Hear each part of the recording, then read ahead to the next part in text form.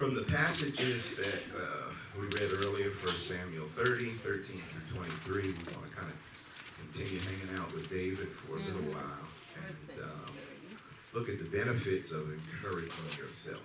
Benefits. There were some benefits David received as a result of encouraging himself to go on. So we want to look at that today. Let us pray. God, we thank you so much for your love for us. You love us beyond our faults, our failures, and our frailties, God. Thank you for loving us so much that you haven't left us alone to figure out this thing called life by ourselves.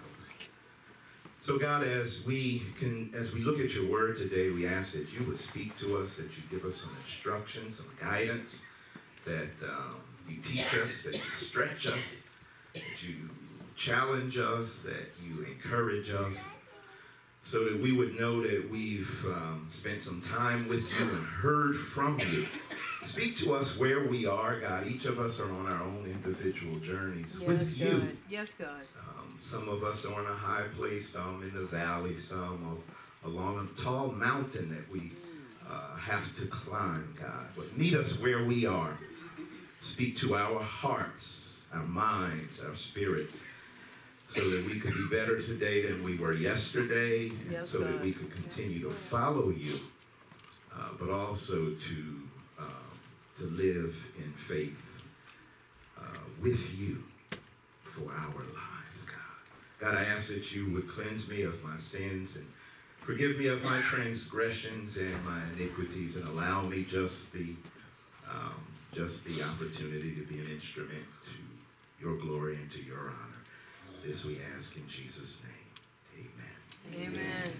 Amen. The benefits of encouraging yourself. Now remember, last week we were looking at the reality that sometimes you have to encourage yourself. Amen. And as we continue to follow David through this transition of tragedy that he is experiencing, he and his men have lost their loved ones, they've lost their livestock, they've lost a lot of their resources, and in the midst of that, his men are angry with him, so he can't get much love from them. He has to turn to the Lord to find strength. David has to encourage himself, because those that were around him wouldn't encourage him. And we want to look today at the reality that there's some benefits for having to turn inward rather than outward. Yes, Pastor. There's some benefits that we can receive from looking on the inside rather than waiting for someone on the outside Okay. Yeah, it is. Yeah. All right. to deposit something in us Yes. so we can get through or deal with whatever it is that what we're going through. Now remember, David has been gaining ground as a young man because he's a young soldier. Right. And men are following him. He's gaining ground militarily. He's getting a reputation in the neighborhood, in the community, that this guy right here he's the guy. Right. Right. Yeah. He's gaining so much notoriety with his military and with his victories that, and you find this in some of the earlier chapters, like 29 and 30, even the Philistines, who were once enemies of the Israelites, notice how much David is succeeding. Right. So he's doing well. He's on the come up. He's doing really well. And And here in the midst of that, he experiences a tragic loss. All right. Yes. He and his men are on their way back to Ziklag, where they resided, and found that their community had been trashed by some Amalekites, and not only had the community been trashed, but they took the resources that the Israelites had. Right. So they took, David had 2 wives. Yeah, okay. I mean, shoot, Right. Go there. he had 2 of them though. Right. 2 of them, and they took his wives, they took his children, they took all of their livestock and everything, and they come back to a village that's just been trashed. And in the midst of that, David's men are mad because we've been winning, and now look at us. Right. We've been following you, hanging with you. We've been winning. We've been kicking butts and taking names. Right. But now we come upon our home front, and it's been disrupted. Yeah. And we've lost. We've had major loss. And in the middle of that, David's men are bitter with him, so he can't get encouragement from them. In the middle of that, there's nowhere for him to turn but inward. All right. And sometimes in our lives, people on the outside can't help us. That's right.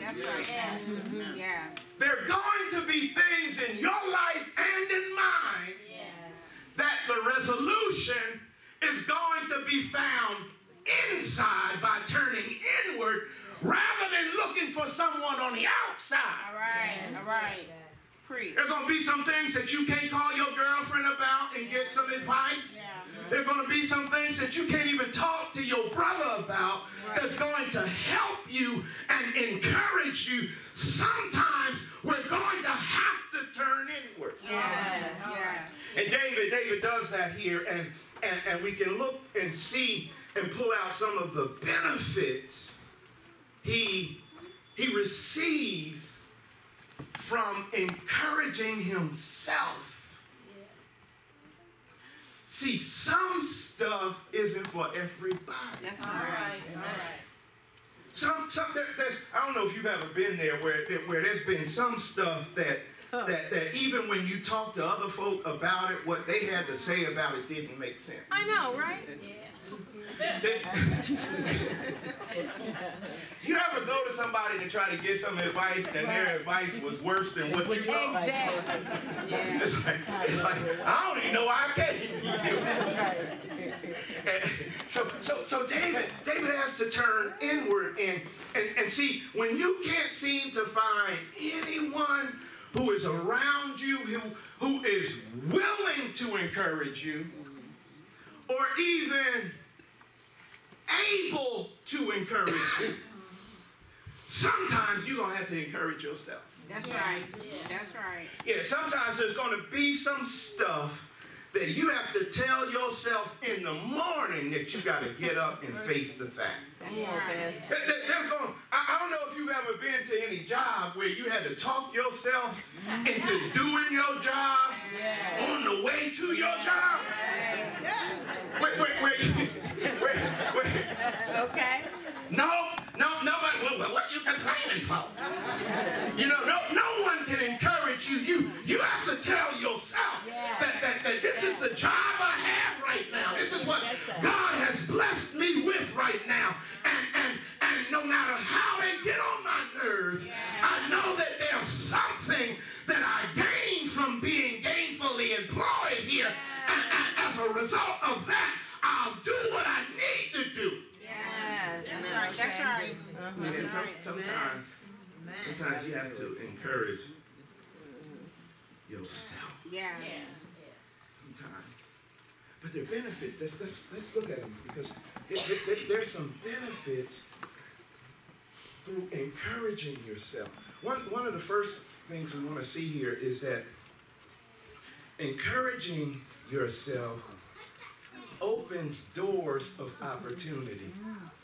Yeah, see, when we do not allow ourselves to be defeated by difficulties, Yes. and even when there's no one else around us who's going to talk to us and who's going to pep us up and have a pep rally for us, sometimes you got to Yes. have your own pep That's rally. right, man. That's You right. gotta do it. Sometimes you have to be your biggest cheerleader, Yes, you do. because those that may be around you either are not willing to, or they may not even know what you're going through. Yeah. Right. So let's see here. See, encouraging yourself allows doors of opportunity to be opened for us. Because remember, David had inquired of God, Yes. shall I pursue these rascals who have taken everything from us? And God says, yes, pursue, because you're going to win. Yes, sir. And remember from last week, was that last week? It was that. It's gonna be all right. Last week, that out of the 600 men David had with him, Right. there was only 400 that were really willing to go with him. That's right there. The other 200 said, look, we tired. We going home. Oh, no. We tired. In fact, they said we're exhausted. Right. Because because they've been winning. So let's look at this here. Because encouraging yourself will open up doors of opportunity for you. Can you pull that up real quick? It said David asked. Now remember, they came in contact with this Egyptian. And David's asking him, who do you belong to? Where do you come from? He says to him, I am an Egyptian, the slave of an Amalekite. My master abandoned me when I became ill 3 days ago. Yes. We raided the Negev of the Kerethites, some territory belonging to Judah, and the Negev of Caleb, and check this out, and we burned Ziklag. Wow. In other words, here David has an opportunity to interact with one of the men who caused the destruction in their community. Right. God gives David this opportunity as a result of him pursuing them. Right. See, David he gets the okay from God to say, yes, go pursue the people who destroyed your community. Yeah. Go for it. In fact, not only go for it, y'all gonna win.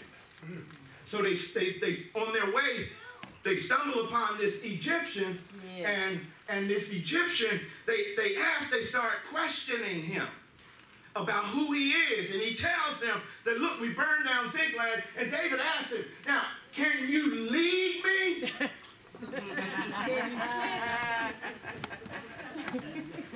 Look, he had already gotten, the Egyptian was already ill, Right. and they fed him, right? And David says, now look, can you take me down to this raiding party? Right. He answered, because he want to cover himself. He answered, swear to me before God that you will not kill me or hand me over to my master, and I'll take you down to them. That's about it. One of the beautiful things about sometimes having to encourage yourself is that it'll open up doors of opportunity to you that may not have necessarily been there had you allowed the difficulty to cause you to quit. See, that's one of the things about not giving up. Yes. Yes. Even when there are times where you have to be your own cheerleader, and you are the only one on planet Earth who believes that you can. Even when it comes down to that, rather than being defeated by a difficulty, if we encourage ourselves, it opens up doors of opportunity to us that may not have necessarily been open had we quit. See, David decides, as a result of God's instructions and inspiration, he decides to pursue. And in the midst of pursuit, he comes upon one of the Egyptians that was responsible for his tragic loss. Yes. And not only does he come upon him, but he talks to him and convinces him to take him to the spot where they holding their stuff. Okay, it doesn't get any better than that. Remember, David's a military man. Right. They've been winning. And see, when you and I do not allow ourselves to be defeated by difficulties, but even when we have to where we can't find encouragement on the outside, but we have to turn inward and encourage ourselves, guess what? It will open up doors of opportunity that we may not have even approached. That's right. Because we were sitting and sulking and having a pity party. David could have easily said, you know what, we've lost everything, and I don't know what we're going to do. The men who I've been leading, they're even mad with me. They had a meeting about stoning him. I know. They want to kill him because they've lost their wives and children too. And David can't get encouragement from them, so he has to turn inside. Sometimes you have to turn inside. And don't look at that as a loss, because it can open up doors of opportunity to you that may not necessarily have been opened before had you sit and sulked and had a pity party. So one of the benefits is that doors of opportunity are open to me. But here's the second thing that is quite interesting about this encounter, is that not only will encouraging yourself open up doors of opportunity, but encouraging yourself will help you overcome difficulties. Wow. Thank you, Lord. Hallelujah. Thank you, Lord. See, I don't know if you've been there, but there have been some doors in my life that have been opened by the hand of God. There have been some opportunities that have been extended to me that I know if you look at my rap sheet, Come on now, Pastor. I don't even qualify to walk through that door. But somehow or another, not allowing myself to be defeated by difficulty, it opened up a door of opportunity for me. And now what it will do for you, if you really, really learn to turn inward, it'll help you overcome difficulty. Let's look at it, verses 16 through 19. He led David down, and there they were. There they were. Good God, scattered. Right, all over. Over the countryside, eating and drinking. I know, right? And reveling because of the great amount of plunder they had taken from the land of the Philistines and from Judah. David fought them, now check this out, from dusk until the evening of the next day. He was like that. See, it's like, because you got my women. Yeah. Okay. So he fought them from dusk until the evening of the next day, and none of them got away. No. Except 400 young men who rode off on camels and fled. David, check this out, recovers everything the Amalekites had taken, including his 2 wives. Nothing was missing, young or old, boy or girl, plunder or anything else they had taken. David, check this out, brought everything back. Everything back. All because, listen, this started by him turning inward. Right. By not allowing what was going on externally to keep him back from pressing forward and moving forward. He didn't allow what was going on around him. That's right. He didn't allow what was going on around him That's right. to dictate to him the direction and the destiny for him. Right. So the doors of opportunity are open. He meets this Egyptian who takes him to the very place where the people are. But not only that, he's able to overcome difficulty by encouraging himself, because he fought these jokers from dusk until the evening of the next day. Come on, God. Yeah. Now see, to me, this helps me to understand that yes, at times in overcoming difficulties, you're going to have to fight. Yeah, Pastor. Yeah, you're going to have to fight. You're going to have to. You'll have to fight. And sometimes the fight might be 2 rounds. It might be 5 rounds. Sometimes it might be 10 rounds. It might be 12 rounds. Here's the thing about difficulties, especially with us as people. What I think unnerves us at times is we just don't know how long it's going to last. Right. Come on now. If you're anything like me, I just need to know What I'm in for. that, look, if I'm going to have to fight for 3 days, I'm good. I know day 1 is down. I know I got 2 more days coming. Right. But if I have no idea what the expiration date is on this thing, and I don't know when it's going to end, it can become very unnerving. David has to fight from the morning of one day until the evening of another day. Wow. And in the midst of his fighting and overcoming the difficulty, he is able to recover everything. Yes. The scripture says nothing is lost. Nothing. Thank you, Jesus. Excuse me. For some of us,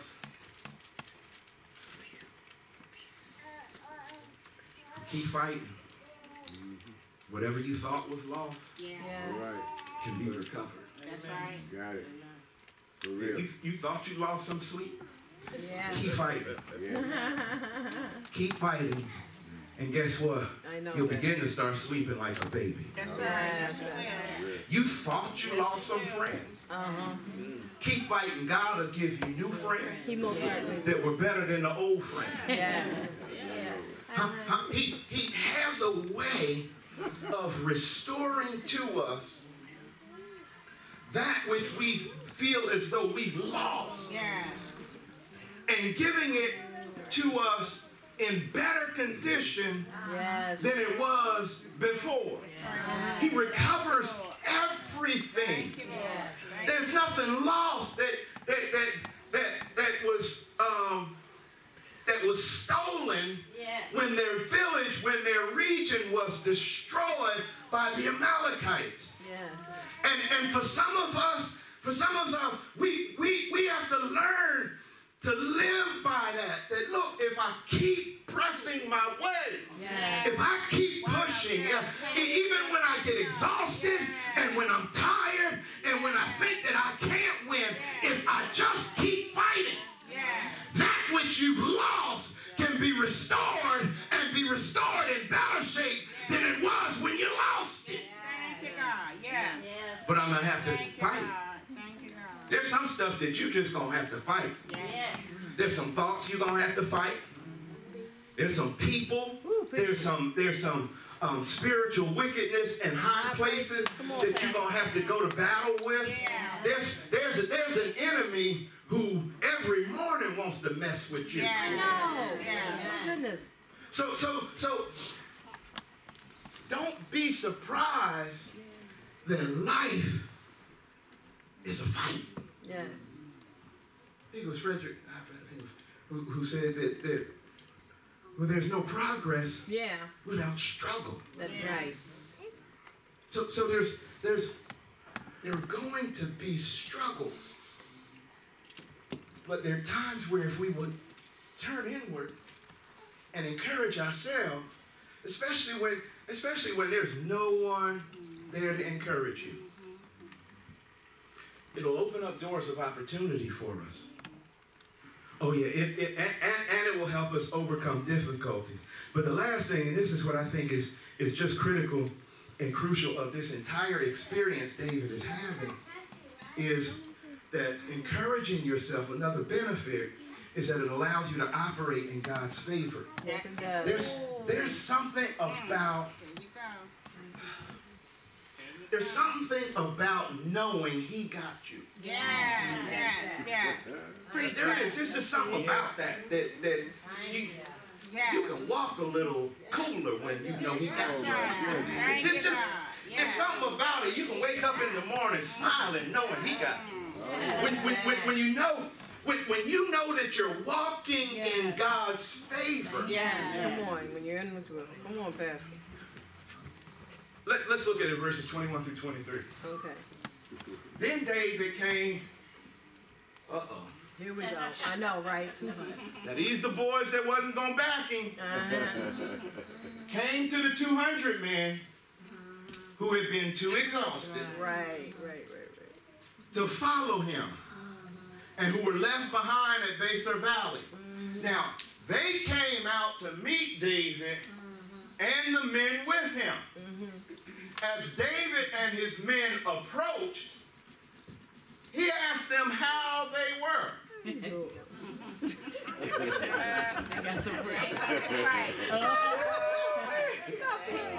All right, but all the evil men and troublemakers among David's followers said, There you go. because now, these are some of the boys in the other camp. They say, because they did not go out with us, we will not share with them the plunder that we recovered. Right. Now, they weren't going to leave them completely short. They say, however, Okay. Oh, you can take each man may take his wife and children and get to stepping. Right. That's about right, bro. But listen, David replies, he says, no, my brothers, you must not do that with what the Lord has given us. He has protected us and delivered into our hands the raiding party that came against us. Yes, that's right there. Now, I don't know about you, I know, right? but I know had it been me, Thank you. I'd have been in that group, or had I had to be in David's shoes.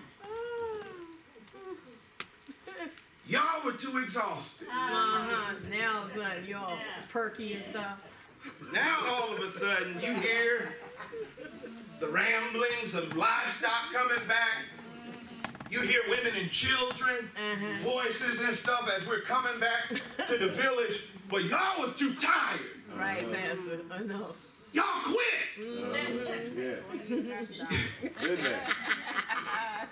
You quit. And not only did you quit, but you were mad with me. Right. And talked about stoning me. Now that we've recovered everything. I know. That was not the word that I would use.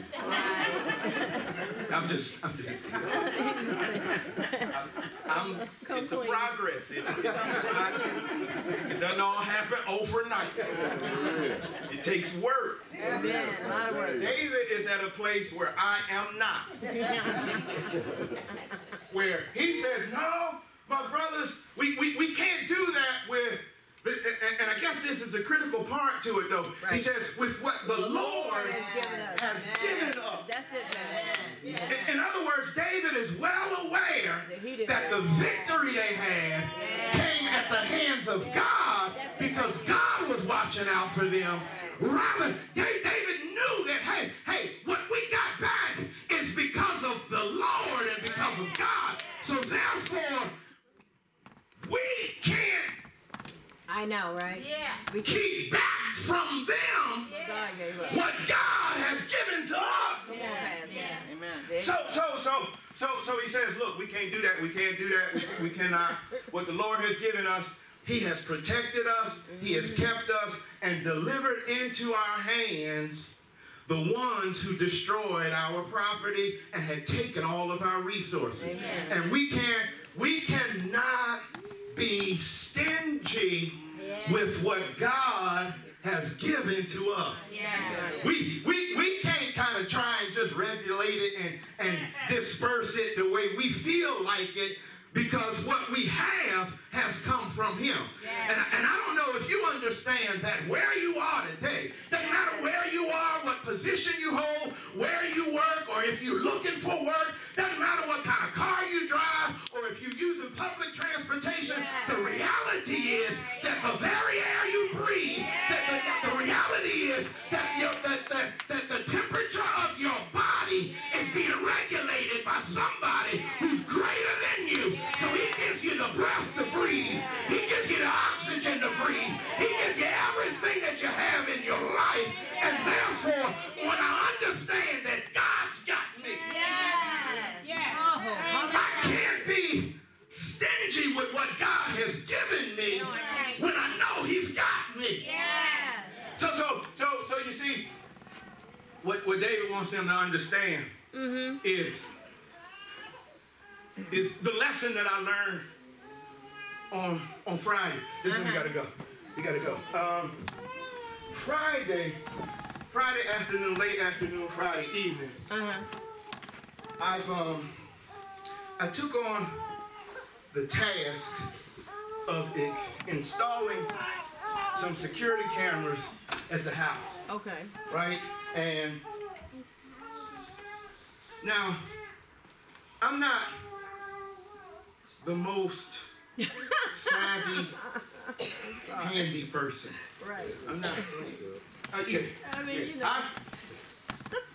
Now, I'll try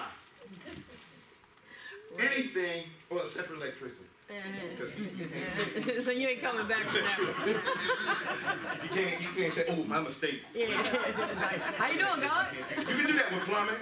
Right. You know, you can do that with carpentry. Right. But electricity, you can't say, oh, my mistake. Right. You're like, just roll Charlie around. I know. Move him out the way. That's a fire. That's okay. But you can't do that with. So I'm trying to install these. I'm trying to install these security cameras at the house, on the outside of the house, because people have been like stealing stuff. Right. You know, stealing people's wheels off their cars. They've been breaking in cars and stealing people's loose chain and stuff. So I'm like, okay. I read the instructions this time. First.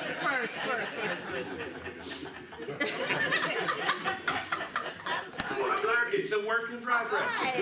I'm learning. So I sit down, I read the instructions. I don't take anything out the box. Okay, cool. But the instructions, because they had pictures. And I'm reading it. Real English. Doing this, doing that. Okay, got it. Right? So I have to, what is recommended is that you place the cameras, Jessica, high enough so people can't walk by and slap it off. Right. And then go ahead and take whatever it is that they want to take. So you have to place it high. Now, I have a 4-foot ladder and a 6-foot ladder. Right? I haven't graduated any higher than that. Right. That's kind of my Zone range right there. Right there, 4 foot, 6 foot. Anything within that range, I'm your man. I know. You're the one. I'm your man. Anything in that range, I'm the dude to call. That's right. You're the dude.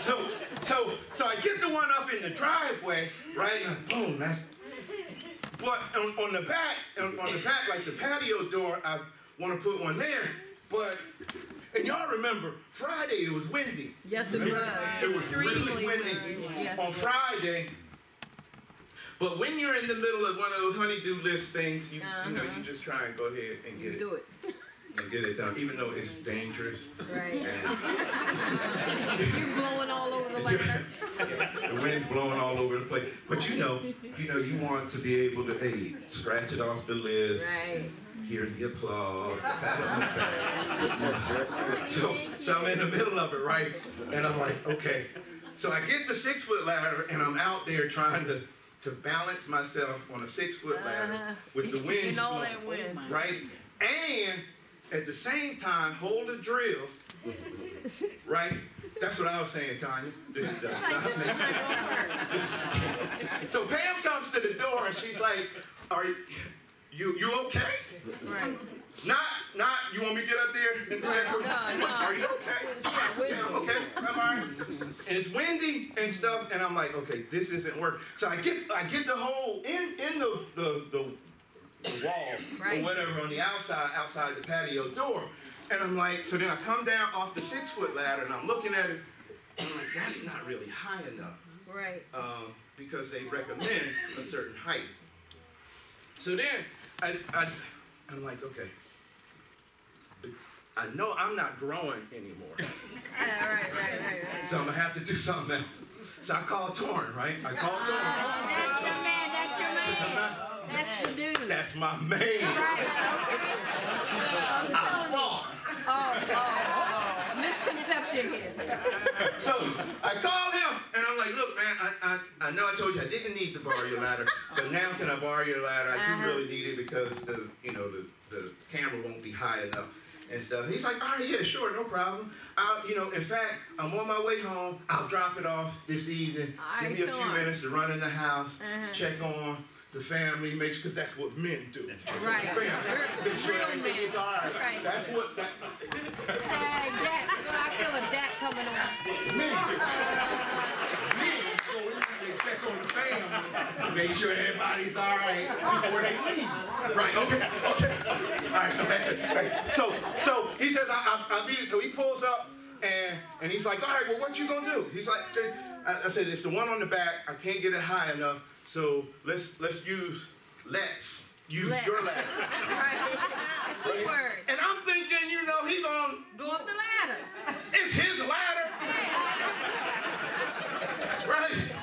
I'm thinking, I'm trying to hurry up, but the thing was ridiculous. It's his ladder. I'm thinking, you know what? Why should I impose upon your ladder? Right. 6 feet is my range. Exactly. Right? He's 6'3". I know. So he's above my range already. So I'm like, okay, all right. So he's like, well, look, boom, I open up the ladder and stuff. It was like this whole contraption that looked like I don't even know what. So he opens it up and he places it along the outside of the wall, and he's like, all right, go ahead. Torrin. You ready? I'm like, so are you sure? So I start stuttering. You sure? You sure this is gonna work? So he said, yeah, go ahead, man, go ahead. I got you.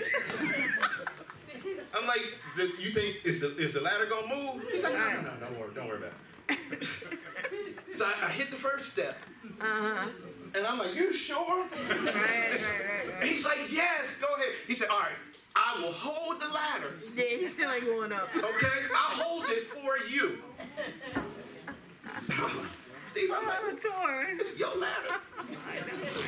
So I get up there and I'm trying to screw in this screw with the drill. Right. And he can see I'm struggling. I felt it too.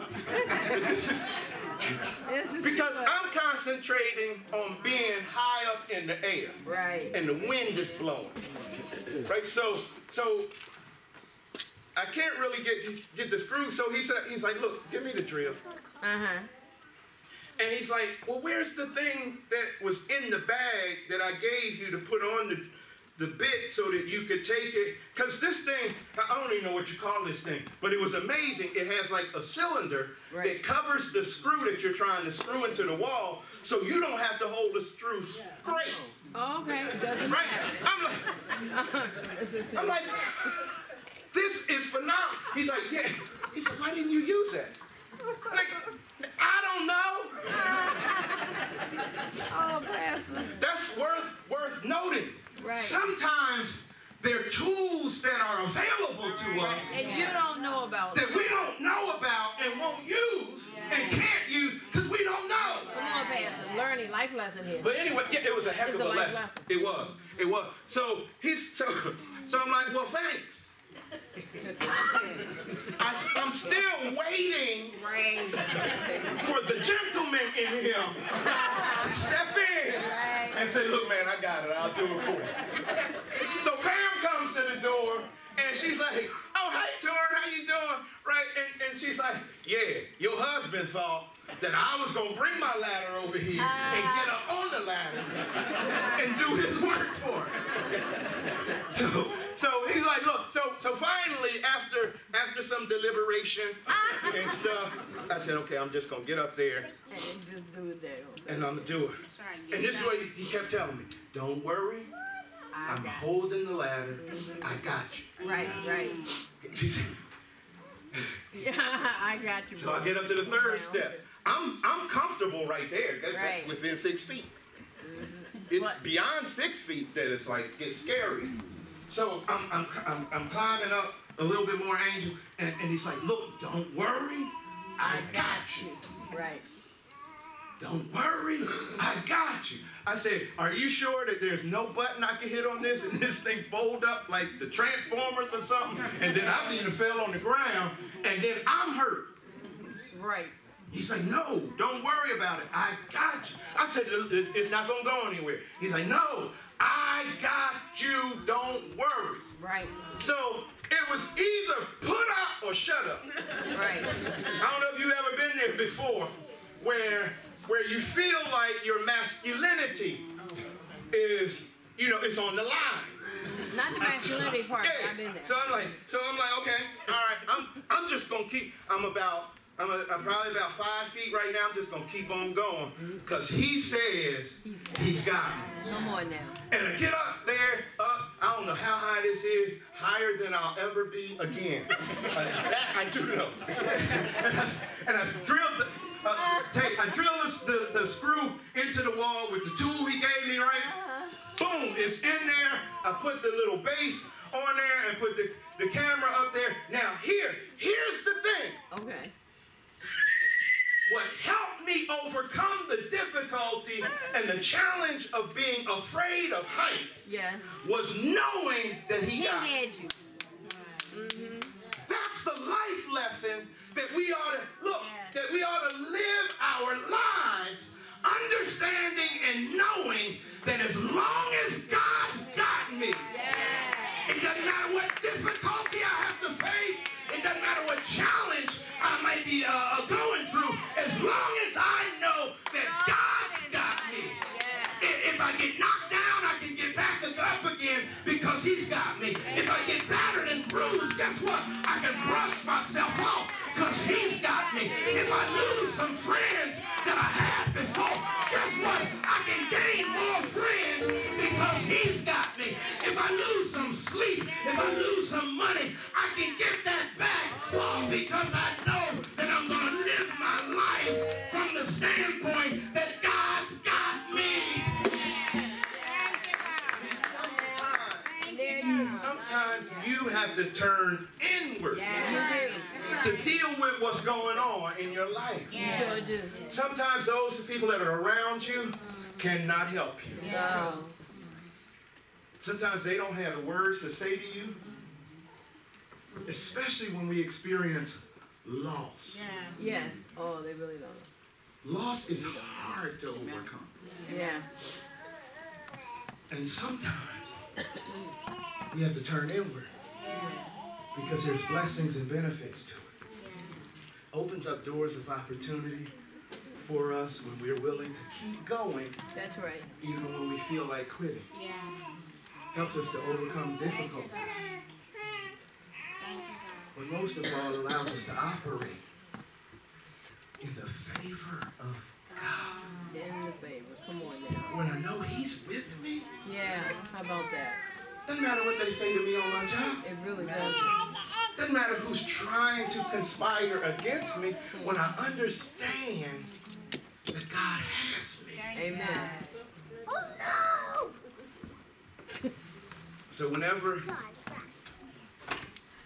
you run across a situation where there's no one to encourage you, that's right, Pastor. encourage yourself. Yeah. Yeah, encourage yourself. And see and experience the benefits of not giving up. That's right. If we could just rest on our feet for just a moment.